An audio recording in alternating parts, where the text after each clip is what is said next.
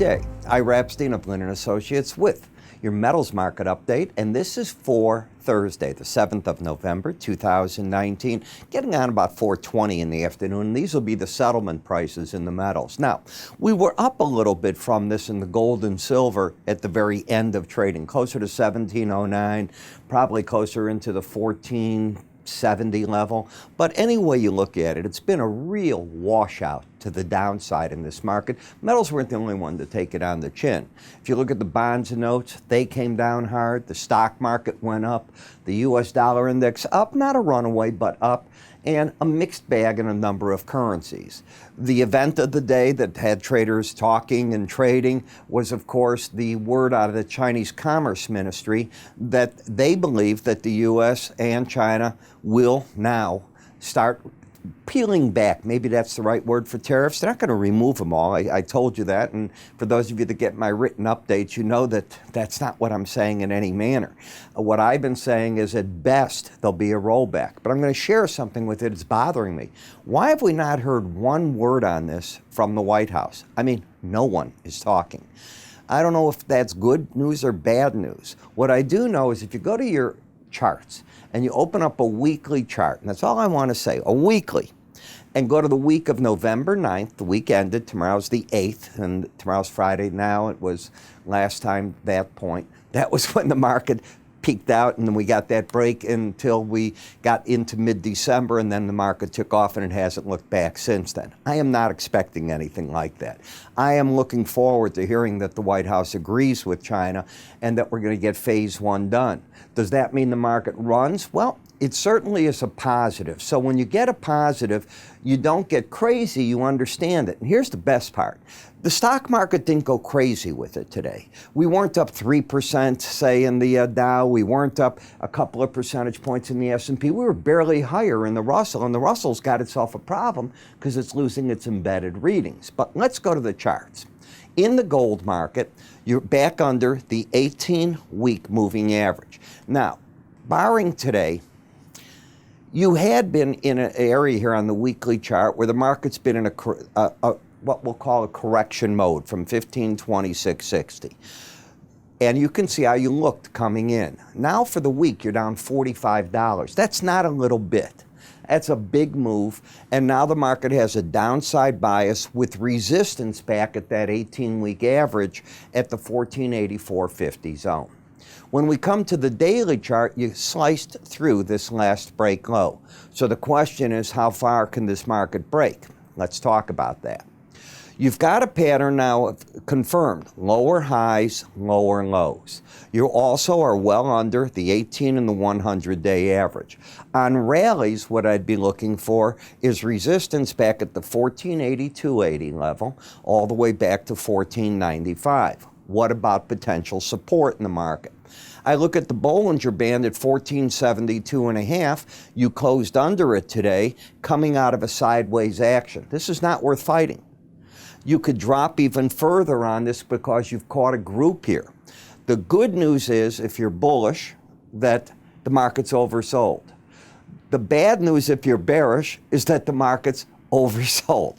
Other than that, these markets, they're breaking out to the downside, and you don't want to fight City Hall. You're under the Bollinger Band. You only stay under or over that market 5% of the time. You go back and take a look. But when you get this type of long sideways action, you back off. You don't say all of a sudden, well, it's going to bounce right away. Be nervous about it. That's the right thing. When we get to the ETF GLD, breaking out to the downside under the 100-day and the Bollinger Band. Do I expect these markets can bounce? Of course I'm expecting they can bounce to try to get back into the bands. But what the markets are doing is they're pushing out the lower band. You'll see that when you reopen tonight and you're starting to roll it. And that adds to the bearish pressure in the market. You'd have to take out yesterday's high in GLD. You'd have to take out in the, let me come over here. I didn't want to do it that way. Yesterday's high here, and over here in the futures, you'd have to take out 1495.90 to say this was, at best, a false breakout. Got it? Barring that, this market's looking bearish. GDX confirmed a downtrend today. The market coming into today had this other pattern, higher lows. It was fighting for direction. It kept hitting past 2 days, the 18-day average. Today when the market opened, it got through these lows right here. It puts it on play to possibly hit that 2609, the lower Bollinger Band with resistance 2714. The problem here, it's not a problem if you're bearish. That's what you want to see. You're not oversold. So the bears have grabbed control of this market. I don't know why I keep saying the problem. There aren't problems. Depends which direction you're in. Gold-silver ratio smashed silver today.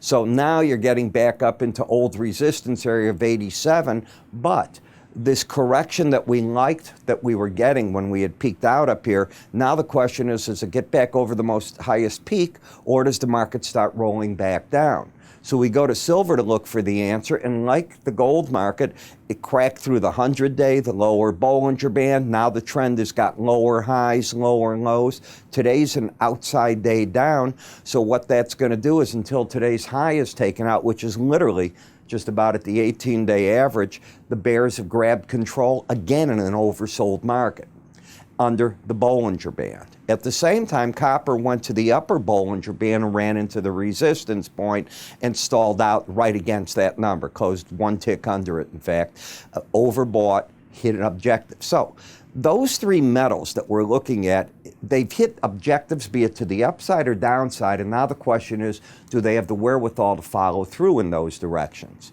When we come to the platinum, it threw out a new sell signal today. Why?